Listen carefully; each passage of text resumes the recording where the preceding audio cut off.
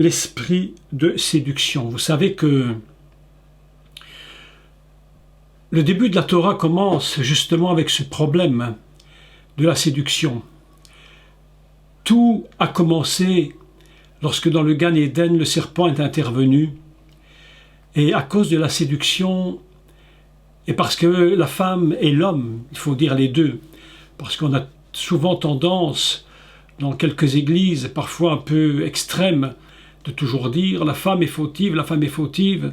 Comme je l'avais déjà expliqué, l'homme est tout aussi fautif qu'elle. Mais voilà que, à cause de cette séduction, la faute a été commise et ils ont perdu quelque chose de très important qui est la vie éternelle.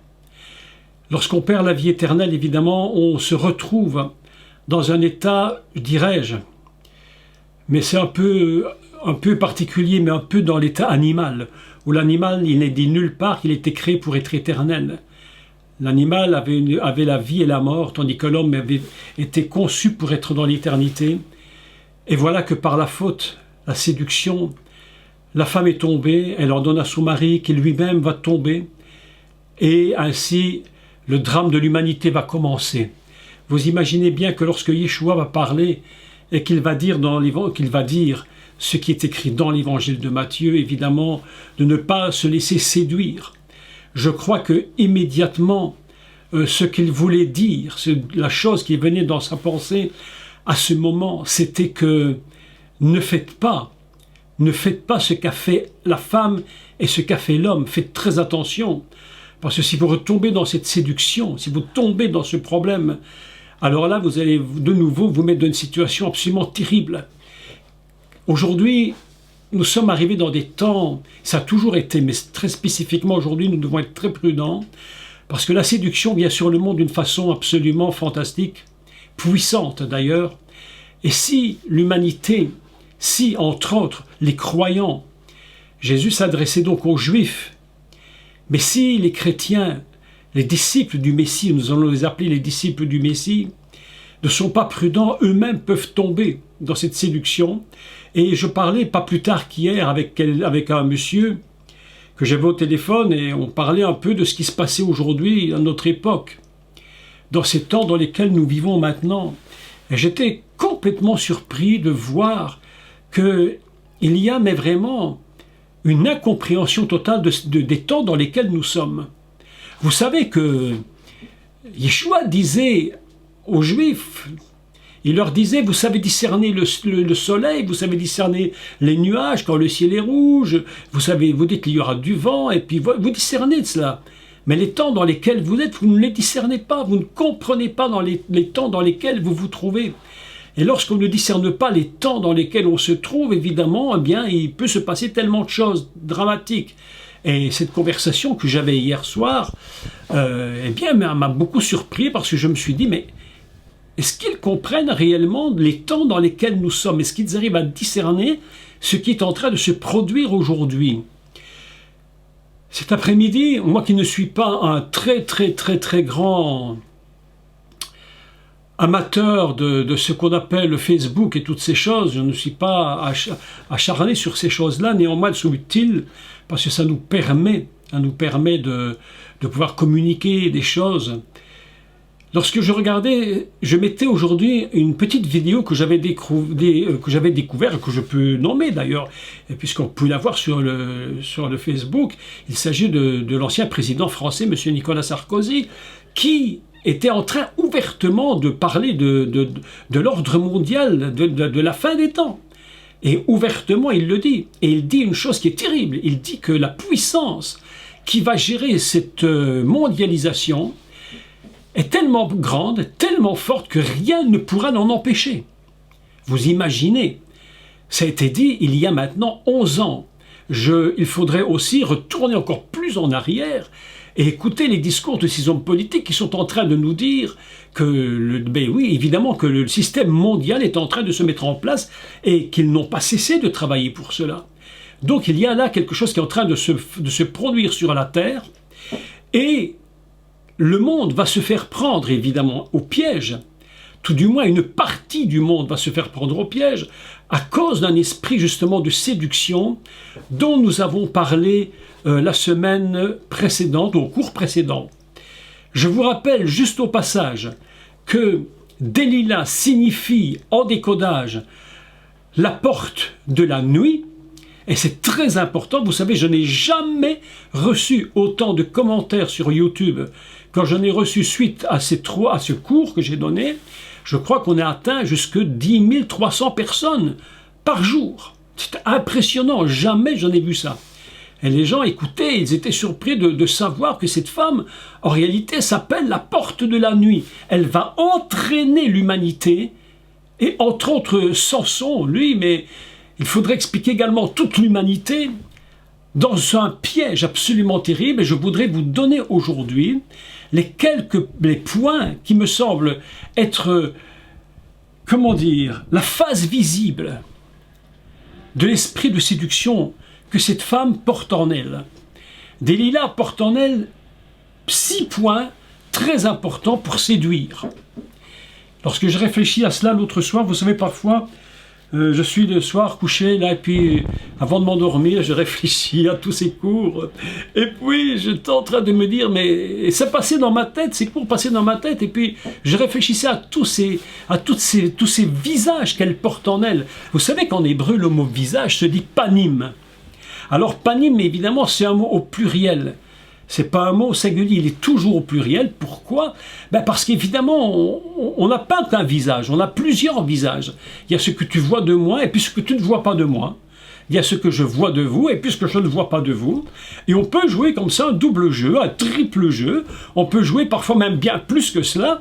Il y avoir plein de facettes différentes dans nos vies, dans nos systèmes de vie, et personne ne se rend compte. Et c'est pourquoi ce soir, je voudrais vous parler de la séduction, parce que c'est tellement subtil, c'est tellement traître parfois, qu'ils vous prennent au piège sans même vous en rendre compte. Et il y a quelques années, je pense, une trentaine d'années, un peu plus même, je me suis fait complètement prendre, mais complètement prendre. Mais quand je me suis fait prendre, c'était trop tard, je ne pouvais plus revenir en arrière. Je me suis fait vraiment, entre guillemets, pour le dire complètement et platement, arnaquer par un serviteur de Dieu qui est venu et qui m'a embobiné, et j'étais là complètement incapable de découvrir ce qui se passait derrière. Mais lorsque je m'en suis rendu compte, c'était trop tard. J'avais perdu ma guitare, j'avais perdu ci, j'avais perdu là, enfin toutes les choses auxquelles je tenais le plus, je les ai toutes perdues. Et je me suis dit, mais qu'est-ce qui m'a fait? Mais c'était trop tard. Donc la séduction se trouve partout, partout, partout. La séduction se trouve dans tous les niveaux de ce monde aujourd'hui. On est séduit. Un des grands points de séduction du monde aujourd'hui, c'est la publicité, par exemple. Est-ce que vous avez remarqué la publicité insupportable? Je ne sais pas vous, si ça vous amuse. Enfin, moi, ça ne m'amuse plus du tout.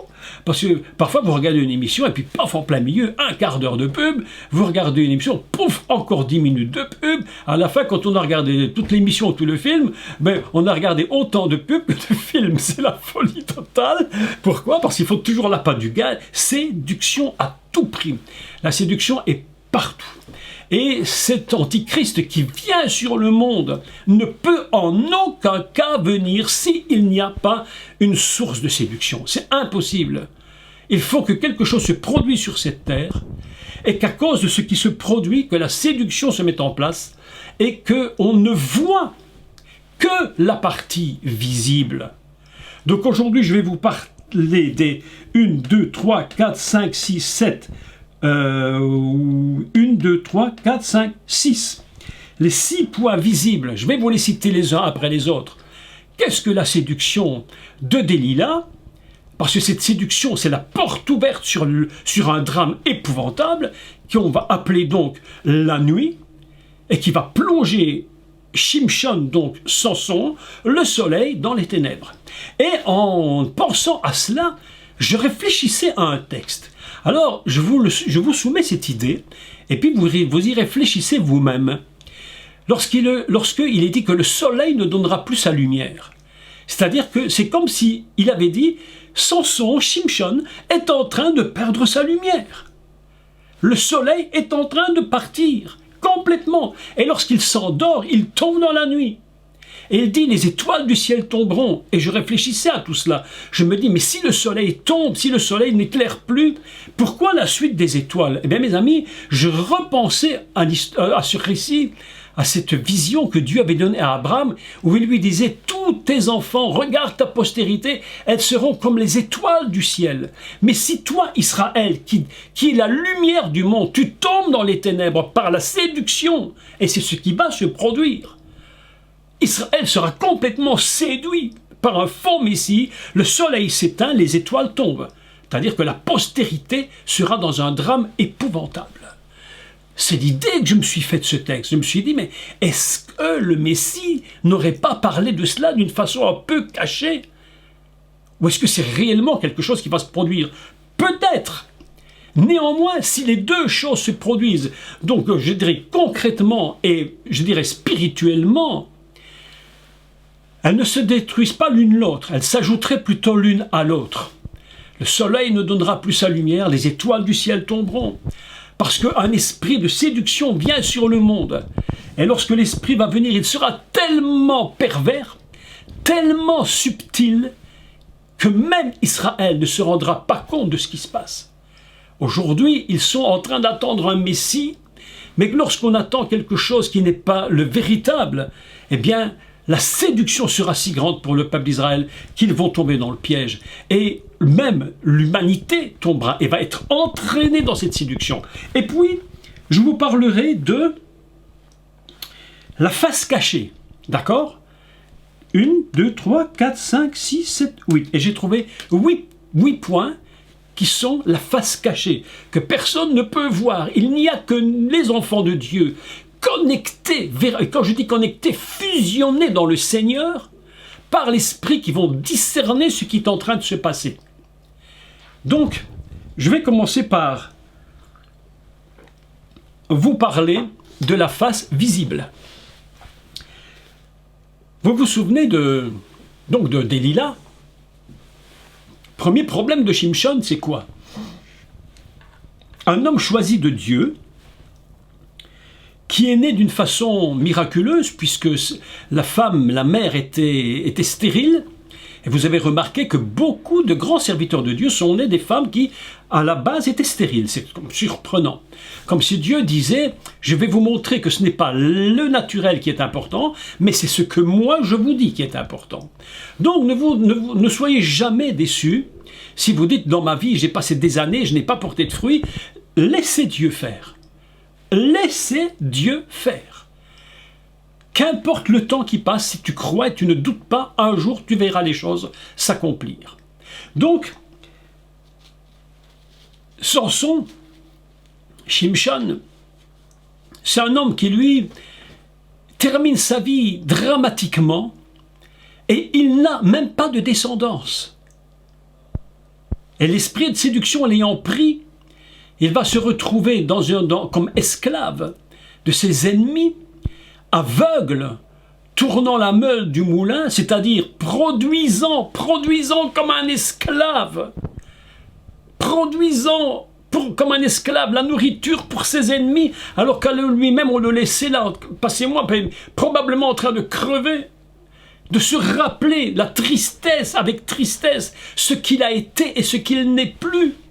Vous imaginez avoir été ce qu'il a été, un homme d'une force incroyable, mais faible en même temps. Vous savez, je vais vous dire une chose, je dis ça pour les hommes, spécifiquement pour les hommes. Vous savez, la faiblesse de l'homme, c'est sa sexualité. J'ai vu quand j'étais à l'armée à l'époque, en 73, j'étais au service militaire. Alors, vous savez, il faut y avoir été pour savoir ce que c'est dans ce petit monde-là. Hein. Et bon, à l'époque, on était obligé d'y aller, donc j'étais obligé d'aller en Allemagne. Bon, il fallait faire 18 mois en Belgique ou 12 en Allemagne, j'étais en Allemagne. Donc, il ne fallait pas me taper 6 mois de plus. Alors je passe la frontière, c'était à 30 minutes de la Belgique, je passe la frontière, j'ai gagné 6 mois parce que je ne pouvais pas vivre là, c'était pas possible. Je me suis retrouvé dans un milieu mais horrible. Je quittais une maison où tout était entre guillemets quand même sanctifié et simple, je me suis retrouvé là avec des gens mais complètement impensables enfin. Et ils étaient très fiers, tous ces hommes là, tous ces jeunes hommes sont très fiers de leur force et de leur sexualité et en fait ils ne se rendent pas compte du tout que cette sexualité, c'est leur faiblesse. Et Shimshon est un homme qui, vous lisez le texte, il aimait beaucoup les femmes. Et cette force qui était en lui est devenue véritablement sa faiblesse. Et cette faiblesse l'a détruit. Je dis ça clairement, moi je n'ai plus rien à cacher. Vous savez, quand on arrive à près de 70 ans, on n'a plus rien à cacher, on dit les choses comme il faut les dire. Je dis, trop de serviteurs de Dieu se sont cassés la figure, parce qu'ils n'ont jamais su maîtriser ce problème. Oui, ils sont dans une certaine sorte des Samson. Et ils arrivent à la fin de leur vie, et ils se rendent compte que c'est la catastrophe qui est produite dans leur vie, et alors ils se repentent. Oh mon Dieu, si j'avais su, j'aurais pas fait. Mais en attendant, tu l'as fait, tu t'es repenti, d'accord, Dieu est bon, il te pardonne. Mais Samson en est mort, mes amis. Samson en est mort. Et ça, il faut quand même le savoir. La séduction est terrible. Le diable nous séduit toujours sur les points faibles de notre vie. C'est là qu'il va vous séduire. Le Messie lui-même est passé par la séduction. Le diable est venu par 3 fois dans le désert. Et il l'a séduit. Il lui a dit, mais regarde ce que je te propose. Je te propose d'être le roi du monde. Mais écoutez, la folie totale. Mais c'est la folie. Le diable propose au Messie d'être le roi du monde et de posséder tous les royaumes. Non mais franchement, vous imaginez la séduction, le point faible, il va le chercher. Donc, je vais d'abord vous citer les 6 points, un à la fois, et je vous laisse prendre du temps pour les noter, d'accord? La première chose que Delilah possède en elle, n'oubliez jamais que Delilah, donc la porte de la nuit, vient d'une ville qui est Sorek, qui signifie siffler pour railler. Hein? Vous savez quand on siffle les gens pour se moquer de... Vous savez comment ça se passe? Les amis, ça c'est le persifleur, c'est le diable. C'est le diable en personne. Elle vient d'une vallée remplie de démons. C'est son lieu d'accroche. Et lui, Shimshon, se fait prendre là, dans ce piège. Première chose, j'allais dire, entre guillemets, le mot est mal choisi, mais j'en vois pas d'autre. Première qualité de cette femme. Qualité dramatique, puisqu'en finalité, cette qualité va cacher bien d'autres choses négatives. Première qualité, elle est extrêmement patiente. Elle est patiente. La séduction, c'est la patience. Il ne faut pas vouloir tout de suite. Laisse venir, le temps fera bien les choses. Et voilà que Delilah est une femme patiente. Elle va aller vers Shimshon plusieurs fois. Elle va se rendre compte de qui il est. Elle va étudier le personnage. Elle va parler, prendre du temps. Parce qu'elle sait qu'un jour, tout du moins elle espère, qu'un jour il va tomber dans le piège. Pour ne pas dire, il va tomber dans ses bras, sur ses genoux. Eh oui, première chose de la séduction, c'est la patience. Le diable est très patient. La Bible nous enseigne que lorsque Yeshua est sorti du désert, le diable n'a pas dit « Eh bien c'est foutu, mais, catastrophe, j'ai raté mon coup, là c'est raté de rater. Ah, quelle catastrophe !» Il dit « Non, non, non, non, non, non. » Et la Bible nous dit « Il l'attendait à un moment favorable. » Ah, et c'était le Messie. Le diable s'est dit « Je vais l'avoir. » Les 3 premières fois n'ont pas bien marché, mais c'est pas, on va pas, je m'inquiète pas, il se dit en lui-même « C'est pas grave, je vais l'avoir. » Et ainsi, il est en train de patienter jusqu'au bon moment. Une seconde. Oui, c'est parfait. Je regardais si j'avais mis le micro, heureusement. Donc, la patience. Deuxième point, Delilah est séduisante. La séduction est toujours séduisante. Elle donne son beau côté, son aspect magnifique. Qu'est-ce qu'on nous présente? Je prends des exemples concrets. Vous voyez des publicités à la télévision extrêmement séduisantes. Lorsque tu achètes le produit, que tu l'utilises, il est nettement moins efficace que ce qui a été proposé. Alors, j'allais même dire que la séduction, dans cet aspect séduisant, est totalement menteur. Du mensonge. On vous propose, et bon, on va le dire, c'est pas grave, hein, si vous ne êtes pas content, c'est pas grave. On va dire, vous prenez Coca-Cola, vous achetez Coca-Cola, les publicités sont magnifiques, séduisantes. Voilà, on a l'impression que quand tu as bu du Coca, c'est fabuleux. En fait, tu es en train de te détruire complètement ta vie. Tu te détruis ton corps. Mais la séduction est là. Donc, patience. Deuxième chose, extrêmement séduisant. Et là, nous devons être extrêmement prudents. Parce que être séduit par la beauté de quelque chose ne veut pas dire que cette chose est bonne. Et l'esprit de séduction qui vient sur le monde aujourd'hui, vous allez voir que ce que je vous dis va se produire. Dans les temps qui viennent, on est en train, cet esprit va être de plus en plus séduisant. On va vous mettre dans la tête des choses progressivement, avec beaucoup de patience. Ils ne sont pas pressés, je vous le dis, ils ne sont pas pressés. Mais ils savent qu'avec le temps qui passe, vous finirez par être séduits. Tout du moins, c'est ce qu'ils espèrent aujourd'hui. Ce que je fais, c'est couper la tête de cette femme.